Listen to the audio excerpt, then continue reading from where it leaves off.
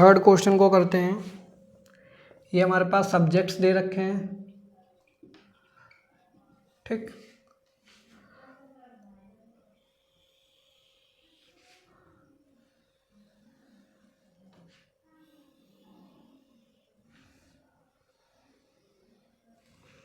और ये हमारे पास प्रोफेसर्स दे रखे हैं, प्रोफेसर, ठीक है। प्रोफेसर और सब्जेक्ट दे रखा है, ठीक। सब्जेक्ट्स थोड़ा ऊपर लिखिए। तो सब्जेक्ट टोटल कितने हैं? 4, S1 S2 S3 S4। 4 subject हैं और 4 प्रोफेसर हैं। प्रोफेसर P1 P2 P3 और ये P4, ठीक है। अब इनको टास्क असाइन किया तो कॉस्ट कितनी आ रही है? 2 10 9 7। फिर ये हमारे पास 15 4 14 8। फिर ये हमारे पास 13 14 16 11, ठीक है। फिर ये हो जाएगा 3 15 13 8, ठीक है। वैसे आपको दिख रहा हो तो आप डायरेक्टली बता सकते हैं कि P1 में प्रोफेसर 1 को कौन सा सब्जेक्ट देना चाहिए जो मिनिमम कॉस्ट आए। तो प्रोफेसर 1 को 2 दीजिए, प्रोफेसर 2 के 4 दीजिए, प्रोफेसर 3 को 11 दीजिए मिनिमम यहाँ पे, और प्रोफेसर 4 को 3 दीजिए। लेकिन इसको हम क्वेश्चन हंगेरियन मेथड से कैसे करेंगे? तो उसके लिए सोल्यूशन पे आ जाइए। स्टेप नंबर 1 में क्या करेंगे? Row reduction. तो रो रिडक्शन कर लीजिए भाई।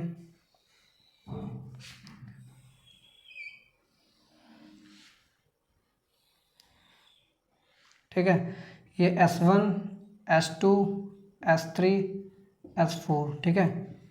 P1 P2 P3 P4। रो रिडक्शन करेंगे रो वाइज। तो रो में मिनिमम क्या रहा? 2। तो इस 2 को सबसे सब्ट्रैक्ट कर दो। 2 - 2 0, 10 - 10 10 - 2 8, 9 - 2 7, 7 - 2 5। सेकंड में क्या रहा? 4। तो 15 - 4 कितना आएगा? 11, 4 - 4 0, 14 - 4 10, 8 - 4 4। थर्ड रो में कितना आएगा? 11। तो 13 - 11 2, 14 - 11 3, 16 - 11 5, 11 - 11 0।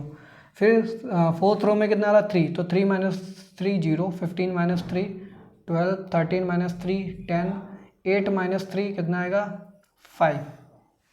अब इसी को हमें क्या करना है? Column reduction, step number 2। तो कॉलम रिड्यूस कर लीजिए इसके, ठीक है।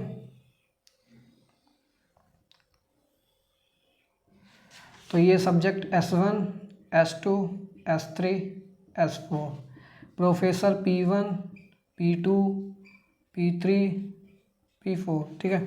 कॉलम वाइज करेंगे तो यहाँ पे तो 0 मिनिमम आ ही रहा, तो सेम कॉलम हो जाएगा 11 2 0। इसमें भी 0 आ रहा तो 8 0 3 12। इसमें मिनिमम 5 आ रहा है तो 7 - 5 2, 10 - 5 5, 5 - 5 0, 10 - 5 5। फिर इसमें 0 आ रहा है मिनिमम, तो 0 घटाएंगे तो कोई फ़र्क तो पड़ेगा नहीं, ठीक। ये आ गया हमारे पास। तो फाइनली जो स्टेप नंबर 2 में आया है, अब यहाँ पर हम असाइन करेंगे, ठीक है। इस 0 को तो असाइन कर नहीं सकते, नीचे 0 आ रहा है कॉलम में, ठीक है। इस रो में तो आ नहीं रहा है। इसकी बात करें, इस 0 को असाइन कर सकते हैं हम, ठीक है। इस 0 को असाइन करेंगे तो इस कॉलम रो में कोई 0 मिल नहीं रहा है। थर्ड रो में आ जाओ, इसको असाइन नहीं कर सकते क्योंकि यहाँ पे एक सेकंड 0 आ रहा है। अगर इसकी बात करें, ठीक है, अगर सपोज दैट हमने इसमें आप किसको असाइन करना चाहते हैं? सपोज दैट आपने बोला फर्स्ट को असाइन कर दीजिए, तो इस 0 को फिर हम असाइन नहीं कर सकते, ठीक है। अब इस 0 को असाइन नहीं कर सकते। अब बात आती है फर्स्ट सेकंड। अब इनमें अगर हम किसी एक को असाइन कर दें तो अगला वाला तो असाइन हो ही नहीं रहा, यानी कि ये टेबल अब हमारे पास क्या हो गई? असाइन हो ही नहीं रहा, यहाँ पे ऑप्टिमल सोल्यूशन ही नहीं देगा ये। अब जब इस केस में जब हमारे पास ऑप्टिमल सोल्यूशन नहीं मिलता है, तब हम यहाँ पे क्या करते हैं, ठीक है। तो हम क्या करेंगे, यहाँ पे इन 0 को अभी मत असाइन कीजिए, अभी असाइन मत कीजिए। अब हमको क्या करना, लाइंस बना लिए हैं, ठीक है। तो लाइंस बना लीजिए भाई। तो जहाँ जहाँ 0 मिलेंगे, मैक्सिमम 0, वहीं पे हम लाइंस बना लेंगे। तो हमने ये लाइन बना ली, ठीक है। फिर यहाँ पे तो कोई है नहीं, यहाँ पे 0 मिल रहा है, तो जिधर 0 मिल रहा है वो लाइन बनानी है हमको, ठीक है। यहाँ पे 0 मिल रहा है, इस डायरेक्शन में आ जाओ, यहाँ पे 0 आ गया, इस डायरेक्शन में तो कोई है ही नहीं, तो फाइनली हमारे पास ये लाइंस निकल के आई, ठीक। तो जंक्शन पॉइंट क्या क्या मिल रहा है, एक तो जंक्शन पॉइंट ये है 11, एक जंक्शन पॉइंट है ये 2, ठीक। बाकी हमारे पास कोई जंक्शन पॉइंट नहीं मिल रहा, ये केवल हमारे पास 2 ही जंक्शन पॉइंट मिल रहे हैं। देखिए इसकी एक और नई टेबल बनेगी, नई टेबल बनाते हैं हम यहाँ पर, subject S1, S2, S3, S4, ठीक है।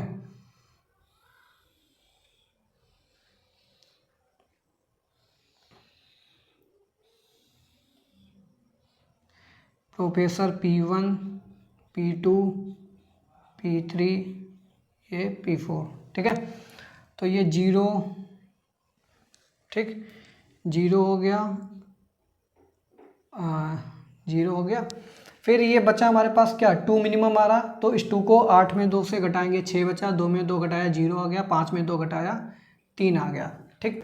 तो ये जो मिनिमम वैल्यू हमने निकाली है 2, तो ये 2 क्या होगी, बाकी एंट्री तो सब्ट्रैक्ट हो जाएंगी और बाकी एंट्री को सब्ट्रैक्ट करेंगे, लेकिन जो जंक्शन पॉइंट है, जंक्शन पॉइंट पे ये ऐड हो जाएंगी, जंक्शन पे क्या हो जाएंगी, प्लस, जंक्शन पे क्या हो जाएंगी, प्लस। तो यहाँ पे 11 जंक्शन है, तो 11 जंक्शन हो जाएगा, ये 13 हो जाएगा हमारे पास, ठीक है। फिर ये जो 0 है हमारे पास, 0 को तो 0 ही लिखा रहने दीजिए, ठीक है। इनमें तो कोई छेड़खानी नहीं करनी है हमारे पास, जहाँ जहाँ ये लाइन जा रही है, ये 0 हो जाएगा, ये 5 हो जाएगा, ये 4 हो जाएगा, इसमें भी कोई छेड़खानी नहीं करनी है। बस ये 2 जंक्शन है, तो 2 में 2 को ऐड कर दीजिए, ये 4 हो जाएगा, तो ये 3 हो जाएगा, ये 0 हो जाएगा, ये 0 हो जाएगा। फिर 0 में भी कोई छेड़खानी हमें नहीं करनी है। अब ये बचा 12, 5, 5, तो 12 में 2 घटा दीजिए, ये बचा 10, 5 में 2 को घटाया 3, 5 में 2 को घटाया 3, ठीक। अब ये निकल के आया। अब यहाँ पे ज़रा एलोकेट कीजिए, सपोज दैट अगर हम इस 0 को असाइन करें, ठीक है, इस 0 को अगर हम असाइन करते हैं तो फिर इस रो कॉलम में तो कोई आना नहीं चाहिए। फिर इसके बाद सेकंड रो में आइए, सेकंड रो में हमारे पास ये 0 मिल रहा है, ये 0 मिल रहा है, इसको नहीं ले सकते हैं। चलिए इसको असाइन कराते हैं, इस 0 को, ठीक है, इस 0 को असाइन करा देंगे तो फिर ये वाला नेक्स्ट 0 असाइन नहीं होगा, ठीक है। अब आ जाइए इसमें सपोज दैट ये 0, 0, ये तो रो लेंगे नहीं। अब बचा ये, तो फर्स्ट रो में ये 0 आ रहा, इस कॉलम में तो यहाँ पे इसको असाइन करा दीजिए, इस कॉलम में फिर ये वाला 0 असाइन नहीं होगा। फिर फाइनली आपके पास बचा ये वाला 0। देखिए चारों 0 मिल गए सारी रो कॉलम के अंदर, ठीक है। तो यहाँ पर असाइनमेंट क्या होगा हमारे पास, असाइनमेंट क्या हो जाएगा, P1 S3 पे असाइन होगा, ठीक है। P2 S2 पे असाइन होगा, P3 आपका S4 पे होगा असाइन, और P4 किस पे होगा, प्रोफेसर 4 आपका S1 पे होगा, ठीक है। तो ओरिजिनल प्रॉब्लम क्या है, P1 S3 पे यानी कि 9 को असाइन किया, P2 S2 पे जा रहा है यानी कि 4 को असाइन किया, P3 S4 पे जा रहा है यानी कि 11 को असाइन किया, P4 S1 पे जा रहा है यानी कि 3 को असाइन किया, ठीक है। तो टोटल कॉस्ट कितनी आएगी, टोटल कॉस्ट इन सबको ऐड कर लीजिए यहाँ पे, इसकी कॉस्ट कितनी आएगी, ये हमारे पास 9, 4, 11, 9, 4, 11, 3, तो सबको ऐड करेंगे, 9, 4, 13, 13, 1, 14, 10, 24, 24 और 3 कितना हो गया, 27, 27 रुपये टोटल कॉस्ट आएगी आपके पास, कितनी आएगी, 27 रुपये, ठीक है।